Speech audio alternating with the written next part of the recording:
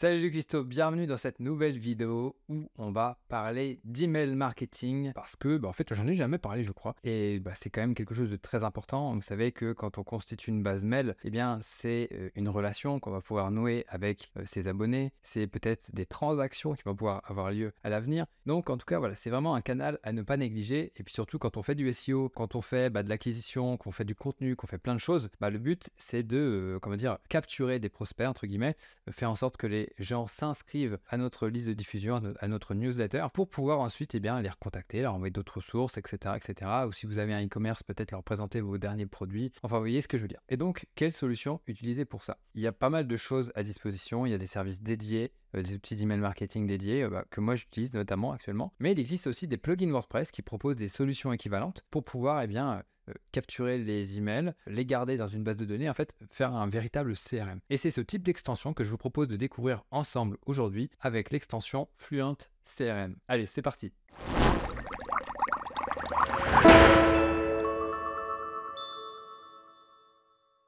Alors, avant de me lancer corps et âme dans la présentation de Fluent CRM, je tenais à vous dire que cette vidéo est une vidéo sponsorisée. Effectivement, l'équipe de Fluent CRM est venue vers nous et puis c'est vrai qu'on n'avait jamais eu l'occasion de faire des vidéos comme ça sponsorisées. On faisait effectivement de l'affiliation pour promouvoir certains partenaires comme O2Switch, mais on n'était pas rémunéré pour ça en dehors de l'affiliation.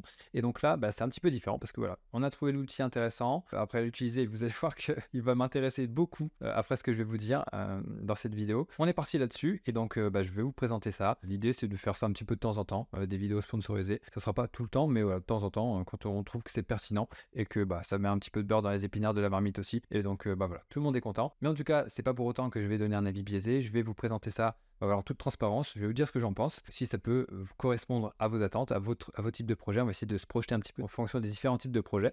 Et puis, on va creuser ça. Donc, c'est parti. On découvre Fluent CRM. Donc déjà, ce que je vais vous faire, c'est que je vais tout simplement vous montrer le site officiel. Donc là, voilà, une plateforme d'email marketing directement sur WordPress. C'est ça qui est intéressant. Donc, on va pouvoir gérer ses contacts, gérer ses listes de diffusion, gérer ses segments, donc la segmentation de nos listes. On va pouvoir connecter ça avec plein de choses parce que si vous avez une boutique WooCommerce, si vous avez une boutique avec un autre plugin e-commerce, généralement, ça sera compatible. Donc, on va pouvoir voir qui a acheté quoi, recibler les gens en fonction de ça. On va pouvoir aussi déterminer, comme dans un logiciel d'emailing, mettre des étiquettes pour dire peut-être client de telle année, etc.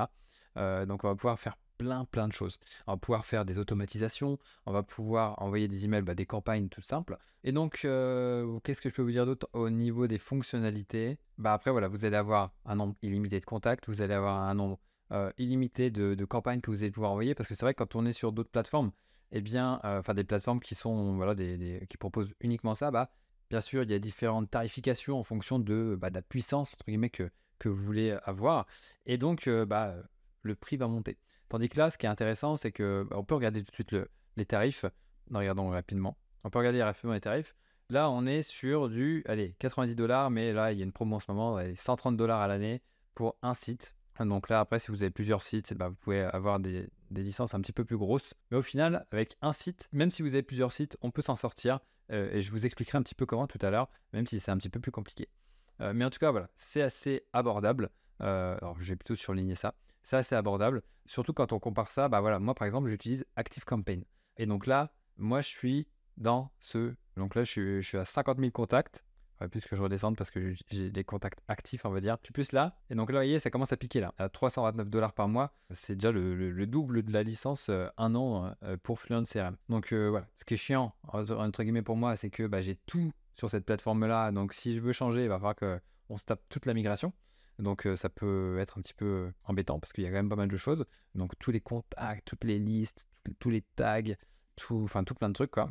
Les séquences, etc. Tous les emails qu'on a enregistrés dans ActiveCampaign. Donc c'est vrai que quand on se lance dans ce genre de solution-là, on est un petit peu prisonnier et c'est pas facile d'en sortir. D'ailleurs, j'ai vu que mon renouvellement arrive bientôt et quand on fait la multiplication, ça pique. Quand on fait ça x12. Quand on compare ça à Fluent CRM, alors ça ne sera pas la seule dépense, on y viendra après parce qu'il faudra passer par un outil d'envoi d'email parce que c'est pas notre propre serveur, par exemple O2Switch, qui va envoyer tous ces emails là parce qu'au bout d'un moment ça va se faire blacklister, donc ça c'est pas top. Mais du coup il y aura quand même une dépense en plus pour gérer par par exemple l'envoi d'emails transactionnels avec des solutions comme Brevo, qui s'appelait avant Sendinblue, qui, voilà, pour 100 000 emails par mois, on arrive à 50 € par mois. Bon, voilà, vous en avez sûrement moins.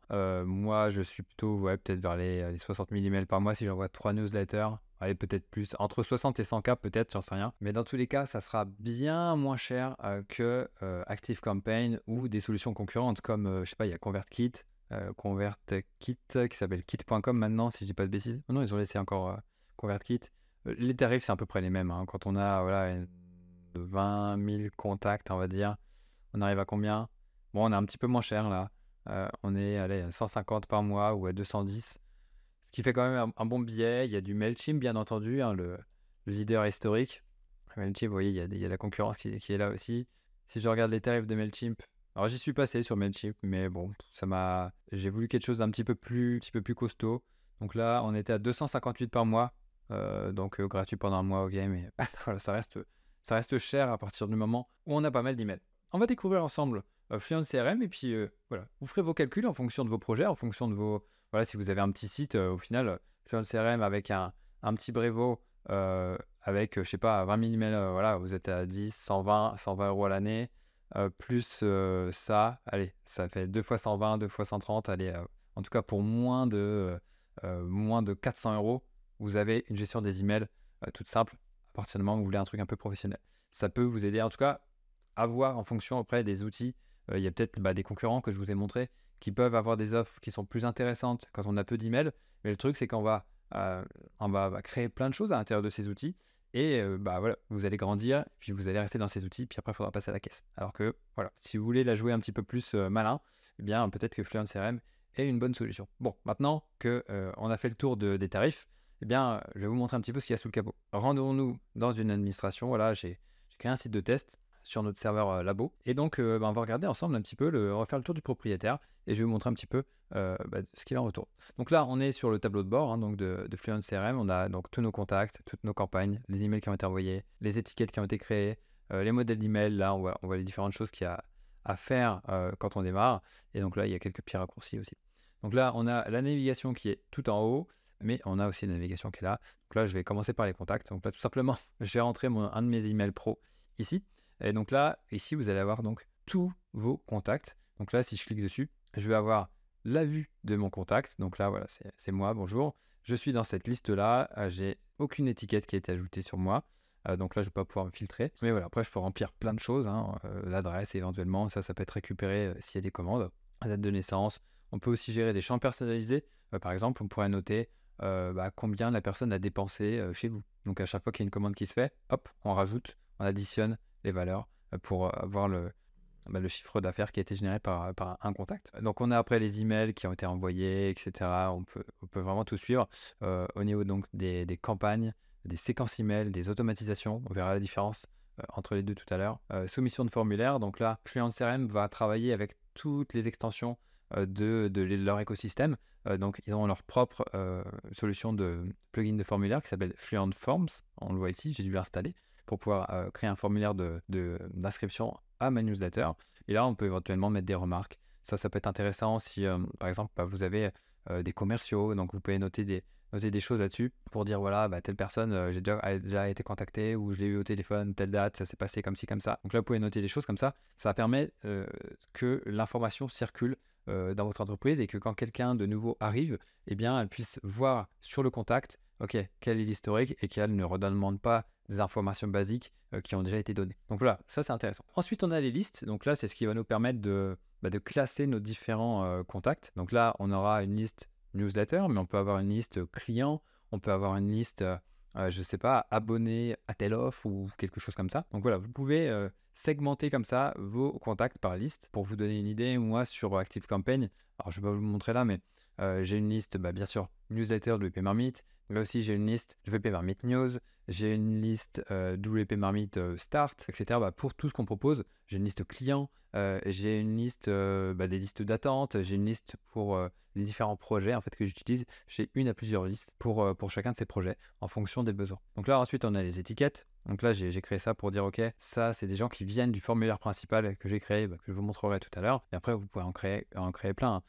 Par exemple, de mon côté, j'ai des étiquettes pour chaque produit qui a été acheté sur VP Marmite. Je peux même vous montrer ça parce que j'ai un index des tags, donc des étiquettes. Voilà, alors là j'ai des vieilles choses aussi, mais c'est toutes les choses qui ont été, par exemple, si vous achetez l'atelier Yoast SEO, vous allez avoir ça. Si jamais vous demandez un remboursement, eh bien vous allez avoir ce tag-là et je vais vous retirer celui-ci. Comme ça, si j'ai envie de contacter toutes les personnes qui ont acheté l'atelier mais qui n'ont pas été remboursées, je serai certain que je viserai juste. Là, même chose pour VP Marmite Start. Il y a des choses aussi qui sont un petit peu plus historiques, cuistot débutant. Donc ça, c'est plus les personnes qui sont débutantes, qui sont connaisseurs et les prestataires. Donc ça me permet de cibler en fonction des newsletters qu'on envoie. On peut faire en sorte de ne pas envoyer des emails à certaines personnes et aussi des personnes, voilà, exclusion vente. Des fois, si vous voyez dans les emails de la newsletter, on met un petit lien. Si vous ne voulez pas recevoir d'informations par rapport à cette formation-là ou à ce produit-là, cliquez ici. Et donc, vous cliquez. Vous arrivez sur une page qui vous remercie et que voilà, on a bien pris en compte cela. Et en interne, du coup, nous, ça nous crée une étiquette exclusion vente ou je sais pas si. Alors, c'est vrai qu'on les appelle exclusion vente parce que c'est plus lié aux choses qu'on vend. Mais du coup, comme ça nous permet de nous, quand on fait une campagne, on va dire marketing sur un produit, eh bien, on intègre, on exclut du coup ce tag-là pour pouvoir ne pas importuner les personnes qui ne souhaitent plus être sollicitées sur ce sujet. Donc voilà pour les étiquettes et ce qu'on peut en faire avec. Là, il y a des segments dynamiques. Donc là, c'est un petit peu plus avancé, mais du coup, voilà, par rapport à des propriétés, par rapport à des paramétrages, eh bien, on va pouvoir créer des segments au sein de nos listes et pour pouvoir contacter les bonnes personnes au bon moment. Ensuite, on a des campagnes. Tout simplement, vous avez plusieurs personnes qui sont inscrites à votre newsletter et puis vous voulez leur envoyer un email pour leur faire part, je sais pas, de votre nouvel article, votre nouvelle vidéo ou votre nouveau produit, peu importe. Et bien là, vous allez donc créer une nouvelle campagne d'emailing. Hop, on clique ici, vous mettez un nom. Là, je vais l'appeler ma campagne, je vais rester simple. Je crée ma campagne. Et là, vous allez pouvoir écrire votre campagne. Et là, ce qui est super intéressant, c'est qu'ils ont intégré l'éditeur de contenu de WordPress. Donc, dès que vous mettez un slash comme ça, vous allez pouvoir avoir les différents blocs qui s'affichent. Donc là, on peut mettre ce qu'on veut. On peut mettre une image, on peut mettre une liste, on peut mettre un titre, on peut mettre des boutons, on peut mettre vraiment plein de choses. Donc là, vous écrivez votre contenu, blablabla, hop, votre image, hop, si je vais pas trop vite. Vous pouvez mettre bien sûr du gras, comme d'habitude, du gras, d'italique. Profitez de tout ce qu'il est possible de faire grâce à l'éditeur. Et donc là, c'est parfait, quoi. Et vous n'avez plus qu'à rédiger votre email. Et puis, ça sera. Après, vous avez des templates ici. Que vous pouvez importer. Donc là, on n'en a pas encore enregistré, mais on peut en enregistrer par ici. Ensuite, là, vous allez avoir le petit plus comme dans l'éditeur de contenu qui regroupe un petit peu tout ce qu'on peut insérer. Donc, on a même des sections conditionnelles, ça c'est super intéressant, qu'on va pouvoir, des choses qu'on va pouvoir afficher uniquement dans certains cas. On le voit ici, quand je clique sur le bloc, eh bien, j'ai le if machin, et donc là, s'il y a tel tag, et on peut afficher ça uniquement si la personne a tel tag. Tac. Donc là, vous voyez, c'est super intéressant. Après, on peut écrire de plusieurs autres façons. Elles sont listées ici, mais mon perso, je les trouve pas très intéressantes. On a donc juste là le fond qui change. Mais là, on écrit plus en mode, comment dire, brut, comme c'est écrit là. Donc ça fait un email un petit peu plus personnel plutôt qu'une newsletter. Donc pourquoi pas, à vous de voir. Et ensuite, là, on a l'éditeur classique. Là, où, franchement, je ne vous recommande pas vraiment. Et là, on peut écrire aussi en HTML. Brut. Et là, on a le Visual Builder. Donc là, on a des choses comme ça, on a un template, mais on peut démarrer de 0 aussi. Je vais prendre ça par exemple. Hop. Donc là, j'ai ça. Et donc ça, c'est leur propre constructeur à eux. Donc, bon, pareil, c'est intéressant, mais idéalement, je vous recommande plus de passer par un des trois là qu'on a ici. Mais voilà, ça permet de faire des choses intéressantes, mais du coup, on n'est pas, comment dire, par la logique de WordPress, tandis que là, on est un petit peu plus. Donc ça, c'est ça qui est intéressant. Donc après ici, on a quelques petites informations qui sont intéressantes. On peut démarrer avec le slash, avec l'arrobase pour insérer des tags dynamiques. Ici, les deux crochets pour insérer, pourquoi pas, un article ou une page. Et donc ici, on a des choses aussi pour pouvoir, par exemple, dire bonjour prénom. Eh bien, vous pouvez faire ça. Là, donc là, bonjour, tac. Quand vous mettez les deux accolades, vous allez pouvoir mettre différentes choses que vous allez pouvoir récupérer en cliquant ici, sur la droite. Donc là, on a le préfixe, le prénom, etc. Donc là, on a différentes choses qui peuvent être récupérées. L'adresse, vous voyez, toutes les informations en fait, qu'on a vues au sein du contact peuvent être récupérées ici. Donc là, même chose pour on a le nom de l'entreprise, donc du site en fait, que vous pouvez récupérer, l'URL de désabonnement à mettre dans le pied de page et des choses qui sont liées à l'utilisateur WordPress si l'abonné est également un utilisateur de WordPress. Et donc, on va voir plus tard dans les réglages qu'on peut lier les deux. Si quelqu'un s'abonne sur le site, on peut lui créer un compte automatiquement, ou si quelqu'un crée un compte, on peut le mettre sur la liste automatiquement. Donc ça aussi, c'est super intéressant. Donc là, bonjour Der, bonjour, et là, on peut mettre rien du tout. Donc là, je vais continuer, je fais enregistrer, bien sûr. Je peux continuer. Je vais définir l'objet de cet email, donc ce que les gens vont voir dans leur boîte mail. Donc ça va être, voilà, je sais pas, nouvel article. Tac. Là, on peut mettre un petit texte qui sera affiché en aperçu éventuellement. Bon, on n'est pas obligé de le faire. Là, on peut définir un nom d'expéditeur et un email personnalisé, mais on va voir qu'on peut le définir directement dans les réglages. On peut rajouter aussi des paramètres UTM si vous avez besoin de faire du suivi, du tracking et éventuellement envoyer un email de test. Donc là, je ne vais pas le faire. Je passe à l'étape suivante. Je sélectionne les destinataires. Donc là, je peux mettre soit toutes les listes, soit la liste de mon choix. Donc là, j'ai une liste newsletter. Je peux aussi choisir les étiquettes qui vont recevoir ça. Donc là, j'ai qu'une étiquette, donc là, je vais laisser ça comme ça. Mais après, on peut aussi combiner des choses. Donc là, on peut mettre, voilà, je peux pas trop faire de combinaison, mais voilà, on peut quand même jouer avec tout ça. Après, on peut aussi exclure des gens, donc qui sont peut-être sur une certaine liste. Admettons que vous vouliez envoyer, vous avez qu'un produit à vendre et que vous avez une newsletter et que vous avez aussi une liste clients. Eh bien, vous pouvez exclure la liste clients pour ne pas importuner les gens à leur dire achetez ça alors qu'ils l'ont déjà acheté. Vous voyez ce que je veux dire? Donc voilà, on peut jouer là-dessus. Donc après, on passe à l'étape suivante. On a un petit aperçu après de tout ça. On a quand même les choses qui sont insérées ici en bas. On va voir aussi que on peut traduire tout ça. On peut aussi à nouveau envoyer un email de test. On a des petits raccourcis pour modifier ça. Et puis une fois que c'est tout bon, on peut soit l'envoyer maintenant, soit le planifier. Donc vous voyez, on peut choisir la date d'envoi de cet email, ou aussi on peut le planifier. Alors vous voyez, tout n'est pas super bien traduit dans l'extension, mais bon, a priori, on peut comprendre. Donc là, on peut choisir un petit peu entre une plage de date dans laquelle ça sera envoyé. Donc là, je vais rien de planifier du tout parce que sinon ça va s'envoyer. Puis ça va juste me faire un petit peu des emails non sollicités. Mais vous voyez un petit peu ce qu'on peut faire au niveau des campagnes. Après, on a ce qu'on appelle des recurring campaigns. Donc là, c'est quoi? Eh bien, c'est tout simplement la possibilité d'envoyer des choses, par exemple, automatiquement, soit tous les jours, soit toutes les semaines, soit tous les mois. Admettons que vous ayez un blog et que vous sortiez du contenu, je sais pas, un article par semaine, eh bien vous pouvez faire en sorte de l'envoyer automatiquement toutes les semaines à chaque fois que ça sort. Donc regardez le jour de la semaine, admettons que vos articles sortent le lundi, tous les mardis, vous pouvez automatiquement envoyer un email avec tout ça. Donc là, il faut lui donner un nom aux nouveaux articles, je vais appeler ça comme ça. Tac. Voilà, donc là c'est chaque semaine, envoyé automatiquement, allez à 9h on va dire. Donc là, envoyer s'il y a des articles qui ont été publiés au cours des X derniers jours. Ou alors, etc., etc. Vous pouvez choisir un petit peu le type de contenu qui sera envoyé. Donc là, on va dire que c'est ça. Et après, on peut sélectionner, bien sûr, les listes, comme on l'a fait tout à l'heure, pour pouvoir valider un petit peu à qui sera envoyé tout ça. Donc là, on a ça. On a ensuite les séquences d'emails. Donc, ce qui est un petit peu différent des automatisations. On va voir ensuite quelle est la différence. Mais là, en fait, si vous voulez envoyer automatiquement des emails à partir du moment où quelqu'un s'inscrit, on peut le faire. Donc là, je vais l'appeler séquence, tout simplement. Donc là, c'est super intéressant. Et je trouve d'ailleurs ça fou qu'on puisse faire tout ça dans WordPress. Si j'aurais su plus tôt, peut-être que j'aurais fait la bascule avant. Donc là, je sais pas, email 1, je vais l'appeler comme... Enfin non, ça c'est l'objet d'email. Donc on va pas dire que c'est l'email 1, mais voilà, X conseil pour ça sera envoyé donc le lendemain. Après, on peut choisir, etc. Entre telle heure et telle heure. Activer uniquement des jours spécifiques. On peut le faire éventuellement. Peut-être on peut exclure le week-end si vous voulez. Alors, on peut rajouter des paramètres UTM. La même chose, je ne vais pas vous montrer, mais voilà, on écrit son email. Et puis, une fois qu'on a fait tout ça, alors attention, on a le bouton rouge qui nous attire l'attention. On pense qu'un petit peu, c'est là qu'on valide. Mais attention, c'est bien le bouton vert pour valider ici. Pour enregistrer son email de sa séquence. Donc là, on voit email 1 à partir du contact. Et donc après, je peux rajouter un autre email. Donc là, ça va être... alors, j'ai fait X conseils. Je vais dire ça, les 3 secrets. Des trucs un peu tordus pour...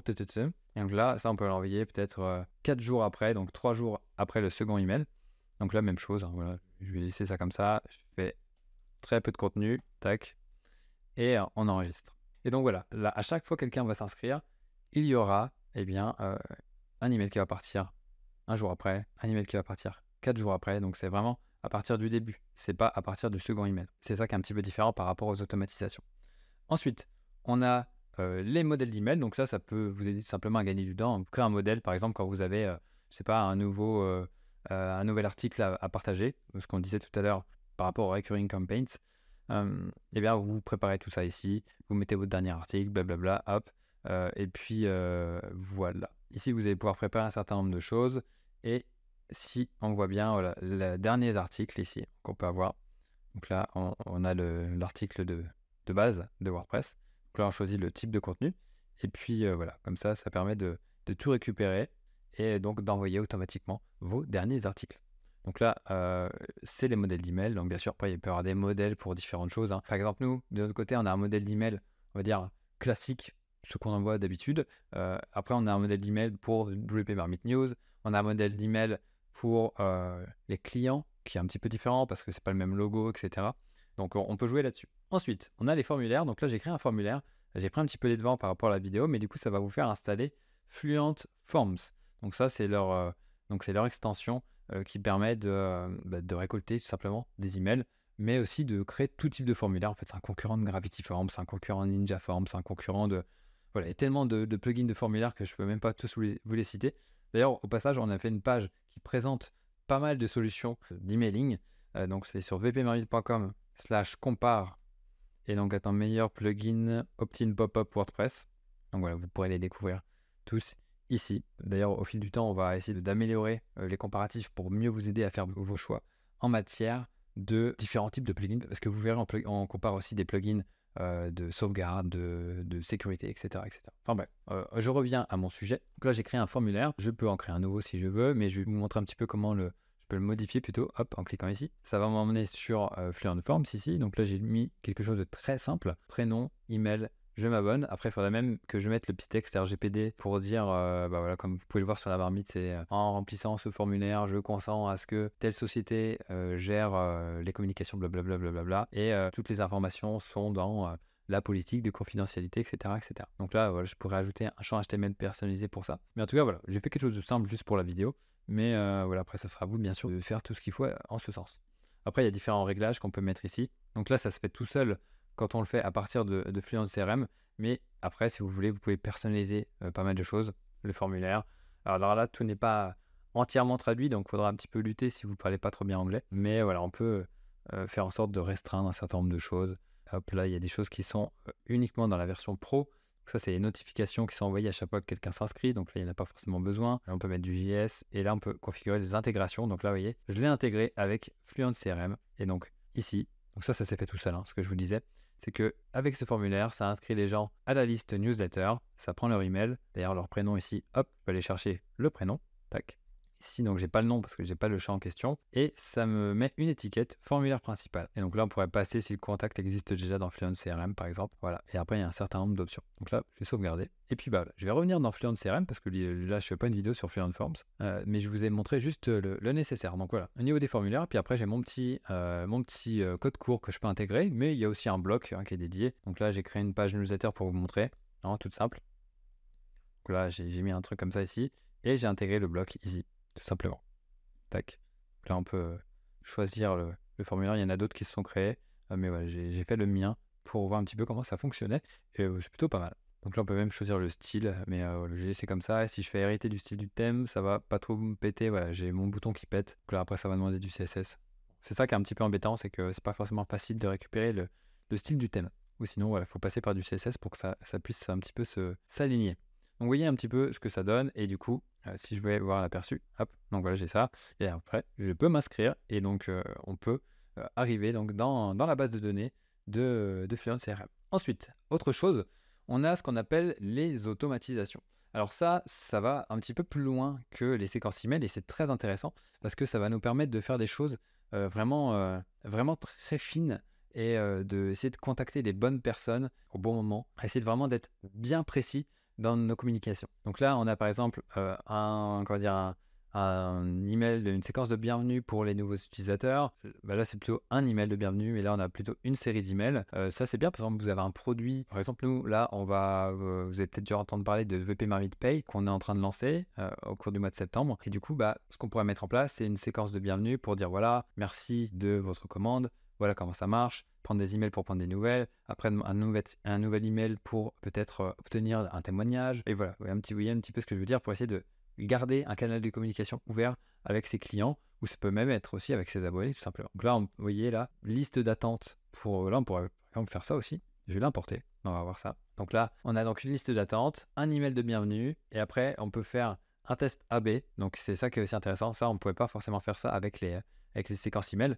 Et donc là, on peut, suivant différents scénarios, eh bien, envoyer différentes choses, mais voilà, définir une séquence ici pour que voilà, on expérimente un petit peu des choses et qu'on puisse voir un petit peu comment le public réagit. Donc là, vous voyez, on a une séquence ici. On peut lui définir une séquence qui sera envoyée là. Après, on peut voilà, faire un truc plus simple. Là, je pourrais supprimer tout ça. Voilà, c'est un peu le bazar. Donc là, j'ai mon email de bienvenue. Je peux attendre. Donc là, je clique sur le petit bouton plus. Ça me fait rajouter un élément de CRM ici.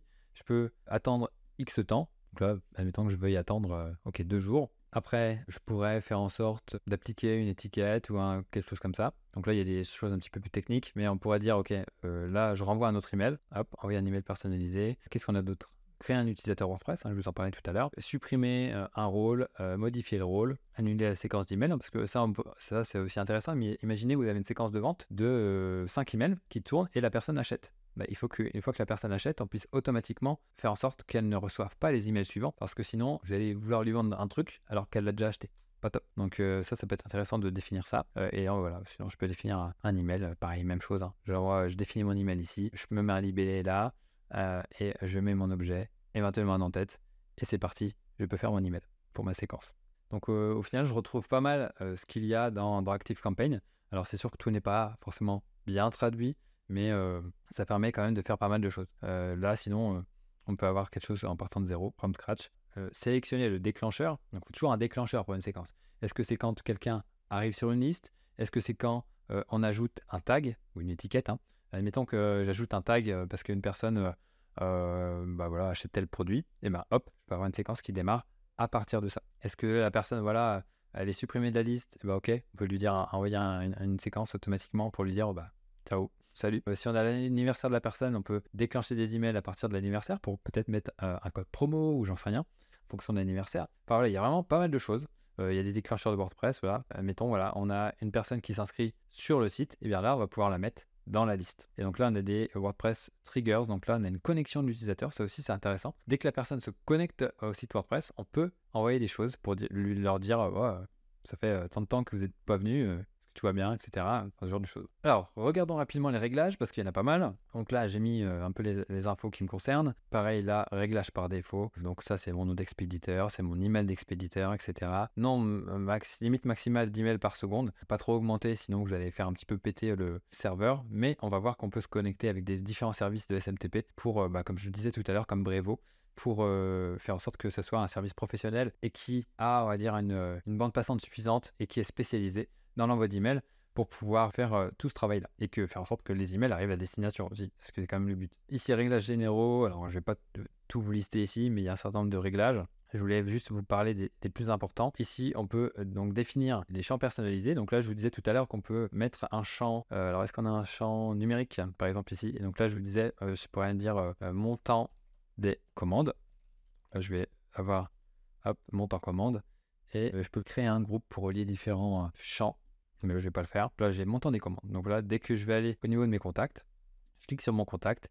Et donc là, j'aurai un champ montant des commandes qui va s'afficher. Donc là, je peux, je sais pas, admettons que j'ai commandé un truc à 100 euros. Hop, je mets 100. Et puis après, avec mes automatisations, alors là, je n'ai pas installé WooCommerce, mais une fois que vous allez, si vous mettez WooCommerce ou un plugin e-commerce, je crois que c'est compatible aussi avec Shortcart et aussi Easy Digital Downloads, si je dis pas de bêtises, eh bien, on va pouvoir rajouter le montant de la commande là-dedans. Et donc, comme ça, vous allez pouvoir avoir des stats par personne. Donc j'en étais où moi? J'en étais dans mes champs personnalisés. Ici, lien intelligent. Donc là, ça permet de, comme ils disent, de marquer et de segmenter les abonnés lorsqu'ils cliquent sur des liens. Donc admettons, si on se rend compte que des gens cliquent, des fois, même moi je le fais en fait sur ActiveCampaign. Des fois, je sais pas si vous vous rappelez, et si jamais vous ne vous rappelez pas ou que vous n'êtes pas abonné à la newsletter, abonnez-vous et vous allez voir ça en pratique. Dès que les gens s'inscrivent à la newsletter, je leur demande un petit peu quel est leur niveau. Et ça va leur appliquer le tag cuistot débutant, cuistot connaisseur, cuistot prestataire, comme je vous ai montré tout à l'heure au début de la vidéo quand je vous ai présenté mon index des étiquettes. Donc là, dès qu'ils cliquent sur des liens, eh bien, on va pouvoir leur appliquer un certain nombre de choses, donc des étiquettes ou d'autres choses.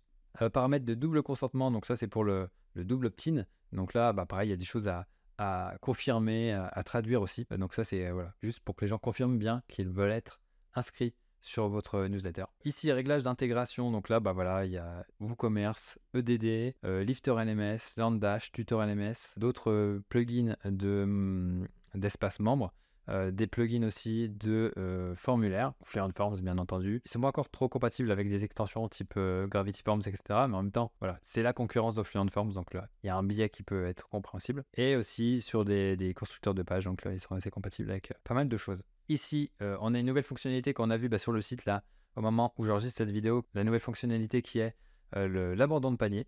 Donc voilà, ça c'est disponible uniquement dans WooCommerce. Et comme c'est pas installé, les options ne s'affichent pas. Mais donc, voilà, admettons qu'une personne mette quelque chose dans son panier, mette son email, et puis voilà, est peut-être dérangé par ses enfants, ou il est trop tard, etc. Il faut fermer l'ordi pour une raison X ou Y. La commande ne se fait pas. Et donc là, on peut relancer les personnes pour pouvoir leur dire, bah, ah, vous avez peut-être oublié votre commande, etc. Ce genre de choses. Crochet web entrant, donc ça, c'est un peu technique, mais c'est si vous voulez connecter un petit peu. Avec d'autres, faire des automatisations avec peut-être d'autres services. Gestionnaire CRM, donc ça c'est pour mettre des gens.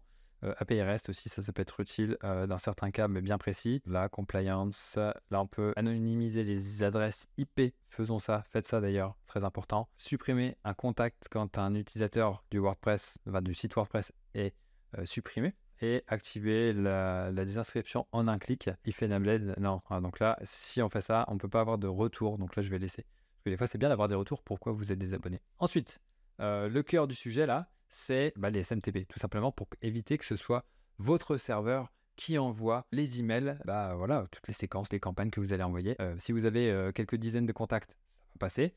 Si vous en avez des centaines, voire des milliers, ça va pas passer du tout. Vous allez vous prendre un mur, donc c'est pas top. Donc là, ce qui vous recommande bien sûr, c'est d'installer une autre extension de leur écosystème qui s'appelle Fluent SMTP, donc qui permet de se connecter à différents services. Donc là, je vais cliquer dessus, je l'ai installé, je l'ai connecté à Sendinblue qui s'appelle désormais Brevo. Et donc là, voilà, du coup, moi, c'est configuré. Vous pouvez envoyer un email de test pour voir si ça fonctionne bien, etc. Mais du coup, voilà, on peut ajouter d'autres connexions. Ça peut fonctionner avec des SMTP. Voilà. Je ne saurais pas trop vous expliquer ça parce que c'est pas trop mon domaine de compétences, mais voilà, que ce soit envoyer des emails par Amazon, par Mailgun, par d'autres services, mais donc aussi par Google si vous le souhaitez ou Microsoft. Donc vous choisissez, vous faites la config et voilà. Et donc ça passera par ce biais-là pour envoyer des emails et donc ça ne sera plus votre serveur de votre site en fait qui enverra les emails. Et donc là, ça va déjà, faire en sorte que vous ne soyez pas blacklisté, et 2, que vous passiez par une solution professionnelle pour envoyer ça, et que ça puisse se faire dans les règles de l'art. Et comme on l'a vu en début de vidéo, ça vous coûtera bien moins cher de passer par n'importe laquelle de ces solutions et de payer Fluent CRM que de passer par des solutions, on va dire, dédiées, et qui peuvent vite devenir chères lorsque l'on a beaucoup de contacts. Voilà, c'est dit. Je me sauve de ces réglages ici, et de toute façon, j'avais presque terminé mon petit tour. Il ne me restait plus qu'à vous montrer quoi d'autre ici. Configuration avancée. Donc là, voilà, puis gestion de licence. Voilà. Donc là, on retrouve un petit peu ce qui a été sur le tableau de bord, comme je vous montrais tout à l'heure ici. C'est juste peut-être un petit peu moins détaillé. Bon, non, c'est presque pareil. Voilà, si vous cliquez après sur les contacts actifs. Donc là, après, voilà, vous pouvez avoir différentes choses ici. Email envoyé, lien cliqué, personnes qui se désinscrivent, croissance au niveau des contacts. Là, on a juste l'augmentation du nombre d'abonnés. Bon, après, on les retrouve ici quand même, mais vous voyez, c'est un petit peu moins clair. Et après, il y a éventuellement des modules complémentaires. Bien sûr, Fluent Forms, Fluent SMTP, il vous pousse après Fluent Support et Fluent Connect. Donc là, après, c'est en fonction de, par exemple, si vous utilisez Thrivecart. Et là, ça vous permet de faire aussi un helpdesk, donc comment dire, pour faire du support client avec des tickets, etc. Ça peut être intéressant. Bon, je ne vais pas creuser ça là. Mais voilà, en tout cas, on a fini notre tour d'horizon de Fluent CRM. Bon, il y a beaucoup de choses. Maintenant, la grande question, c'est est-ce que vous devez utiliser Fluent CRM pour votre activité? Je vous l'ai dit tout à l'heure, ça dépend vraiment un petit peu des coûts que vous avez, des fonctionnalités dont vous avez besoin. Mais si vous avez un site tout simple et que vous souhaitez développer l'email marketing, ça peut être vraiment un très bon point. Parce que sinon, vous risquez de vous retrouver comme moi, le bec dans l'eau, prisonnier d'un gros service et qui augmente les factures tous les ans pour bien améliorer sa rentabilité. Donc voilà, ça peut être une option intéressante. Après, c'est vrai que quand on est sur WordPress, bien sûr, vous allez mettre tous vos contacts sur WordPress, ça va être dans la base de données de votre WordPress. Ça peut être, on va dire, un petit peu, ça peut être un risque, entre guillemets.